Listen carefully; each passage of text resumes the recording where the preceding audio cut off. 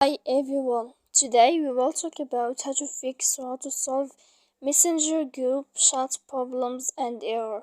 To know how to fix or how to solve Messenger group chat problems and error, you should just go to settings like this. You will click. After that, in this page, you will go to apps, default apps, app settings. When you will see this list, you will go down to find the application of Messenger and you will enter here. Then in this page you will go to click first stop. After that you will enter to storage. When you will see this page you will click clear cache. Then you will go to click clear data. And after all that you can turn off your Wi-Fi.